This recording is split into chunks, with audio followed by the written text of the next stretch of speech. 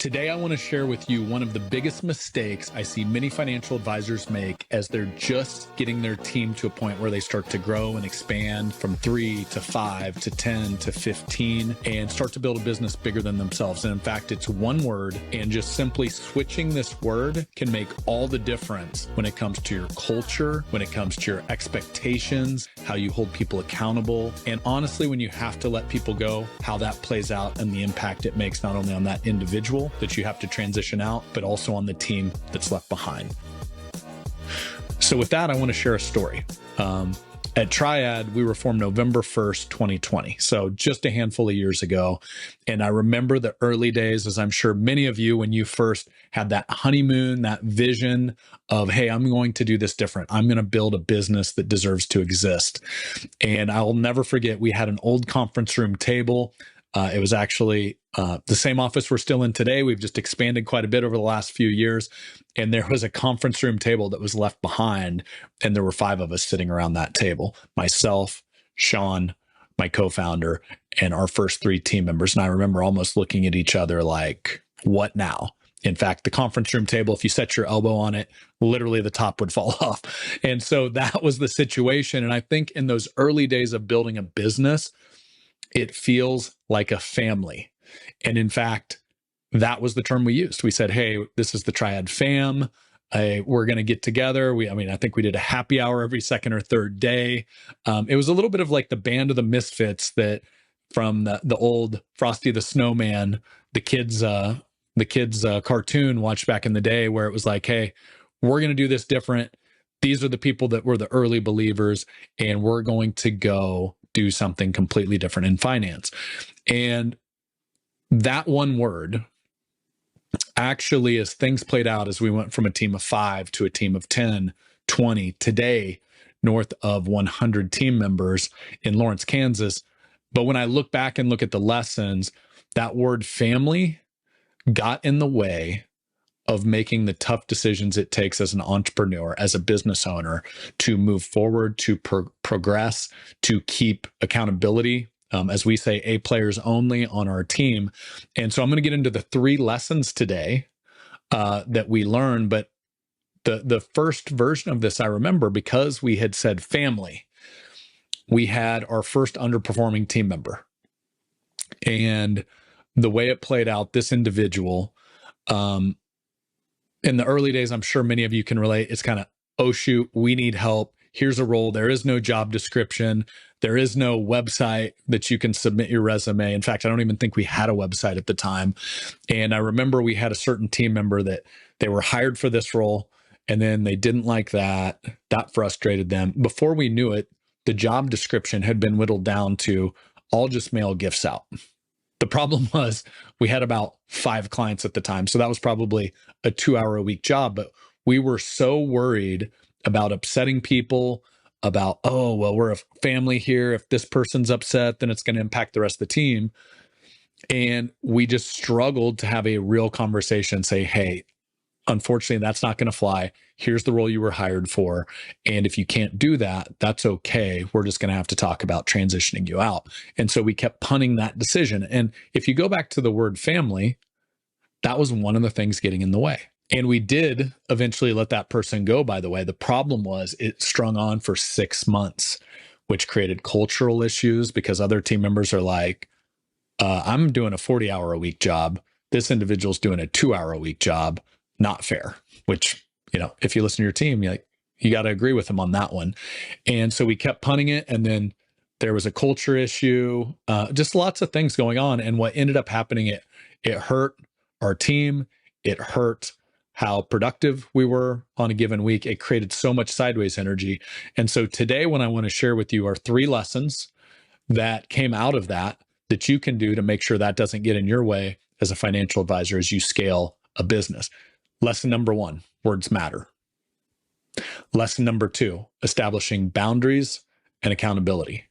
And lesson number 3, how a team approach versus a family label makes all the difference in the world. Okay, so let's dive in. Lesson number 1. One of the things we say a lot is language creates. In fact, at Triad, we have a Triad bad words list. And one of those bad words is actually employees. I think most people, when they hear the term employee, it's like, neutral at best. But I don't think anybody really walks around saying, I love being an employee. But what people do love is a sense of belonging, a sense of I matter here, sense of I belong. And I think that's the natural gravitation in early business to the word family. It's warm. It feels like you matter. You're part of something. The issue is it gets in the way of tough decisions. So if you think about it, how do I let a family member go? How do I take an underperforming family member and say, hey, sorry, we're going to have to transition you out? And so simply just the language behind family and the meaning would get in the way. And also, if you think about it, the team that's left behind, what happens when you vote a family member off the island? It's like, wait, I thought we were family here. So there's confusion. And so one of the things we talked about at Triad in the early days is A players only. Well, if you think about an A player isn't a family member, it's actually a team member. So when we said employee is a bad word, one of the things we started to talk about is what word replaces it. And so A players only, team approach here. And so simply by changing the verbiage, it now gave us permission. On a team, you hold people accountable. You have to show up for your teammates. And so the language and the meaning behind that language, that is the first thing I would do if you want to develop an intentional culture, is you have to actually look at the words you're using with your team, what you talk about in meetings, how you describe things. And sometimes the language and the words in business actually have a different meaning than the culture you want to create. And so that was the first one. Words matter. At Triad, employee is a bad word. Now we don't use family either. It's a team, and that's the meaning behind it, with really clear definitions on what it takes to show up as an A player on that team. Lesson number 2, establishing boundaries and accountability. Think about families. Like, families are a beautiful thing. I know I love mine, but sometimes, hey, there's friction in families, just like there's friction on a team at work. Kind of, we call it the storming phase, as new teams form and start to norm and then perform. And if you think about those boundaries, family is kind of a blurry one, because no matter what, I know I'm going to show up for my family. I'm going to love them no matter what. Now, as a team, I'm not saying you can't take some of those qualities, but as a team, there's a different responsibility. There is a job to do to be on that team. Think about basketball. If you're not doing your job, you're not going to be put in the game. If your teammates can't count on you, then they're not going to pass you the ball. And so there is a standard that is set for a team member that must be upheld. And to be a great teammate, there are certain expectations. Be your word, follow through, hit the deadlines, show up with a positive attitude, all of those things that it takes to create a great culture and a great team. And so it just makes a lot more sense. So if you think about it, it's like, it's much easier to hold a teammate accountable than it is a family member. In fact, some of the biggest issues in life happen when family members aren't showing up like they need to, but you can't boot them out of the family, at least not until it gets really bad. And so that helps. Just the word itself helps establish boundaries, helps establish accountability. And we found that to just be much more conducive to a high-performing environment and team. Number 3, team approach versus family label and why it matters. I've hit all over this, but back to how you curate a team. Think about the talent on a team. And if you look very much, you all know I'm a Chiefs fan, but who you cheer for, putting that aside, how have the Chiefs won multiple championships over a short period of time? They're constantly after better and better talent, but not only talent that works well together, plays well together, fits into the system and the scheme. And that's one of the things that we've seen as you start to look at it. Culture fit and skill set. Those were 2 of the things that we started to really curate for when we looked at adding great talent to our team. But I'll tell you, when you start to look at a team-based approach versus a family approach, what is the loyalty to the mission that team is on? And I will tell you, certain family members, it's, hey, this family member's into this family member's into that. There's like a little bit of freedom because you're just part of the family no matter what. You just belong because you were born into it. If you take that into business and look at a team, well, the team has to be on a mission together if they're going to win games. And if you look at it, the first one that comes to mind that I think about, James Harden, incredible basketball player, has won at least one MVP, maybe multiple MVPs at this point, constantly one of the top scorers in the league. But guess what? He's also the guy that's bounced around to I don't know how many different teams now, never won a championship. And so there's a loyalty factor. If you think the loyalty to the mission and to the team, it has to align. It's not about me anymore. It's about we. And if you think about the team, that's just bred into being a great teammate. If you think about families, sometimes some of those behaviors still show up and it's like, well, they're still part of the family, so we love them no matter what.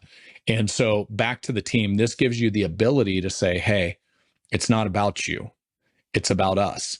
We have to get here together. We have to be loyal to the mission, the vision that we're all on. And so just simply changing that perspective, I've found, has allowed us to be more unified, more directed, and more bought in to the mission at hand. So for those of you where that really hit home, if you're struggling with this, we're going to do something a little different today. Never done this before. It's going to take some courage, but if anybody out there is watching this or listening to this, I'm going to do a free coaching session, but what it's going to be, it will be a future episode on the show. So if you want to dive in on this topic, if you're struggling to really get that culture aligned, which by the way, I know is very common, high finance, we struggle a lot with high turnover. We struggle a lot with people that don't stick around, not a great culture. Trust me, 20 plus years in this business, I've pretty much seen about everything at this point. I've seen fathers and sons that don't talk to each other anymore because of this business. So if you're out there and this is kind of hitting home with you and you'd like to dive into a free coaching session, I'm going to invite you now. And what we're going to do is we're going to record it and we're going to put it out so others can learn, because trust me, you're not alone. Congratulations, you're normal, because every company, there is no perfect culture. Really, the rent is due every day, and you have to continue to curate it over and over and over to get where you want to go. And it's a team sport culture. It's not founder, top down, here's how everybody should act.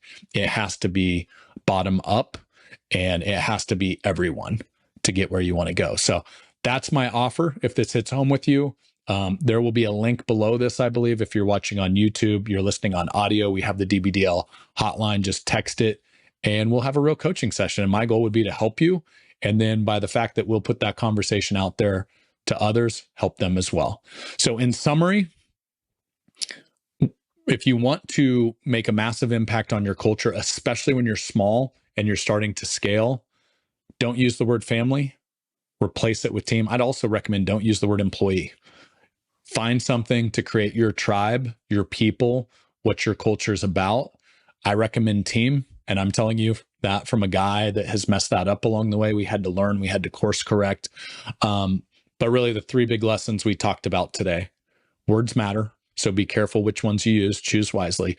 Number 2, establish boundaries and accountability, and the right words help with that. Number 3, the team approach versus the family label, and how it makes all the difference in the world. So I hope this was helpful. If it was, leave a comment, subscribe if you're not already, so that the next video pops up on your feed. And love to hear in the comments which of these 3 hit home the most with you, or if you're out there struggling, what you need the most help with. That helps us create future episodes that can help you out, make sure we're speaking and talking about topics that can serve you. So with that, thanks for watching or listening. I will catch you on the next episode.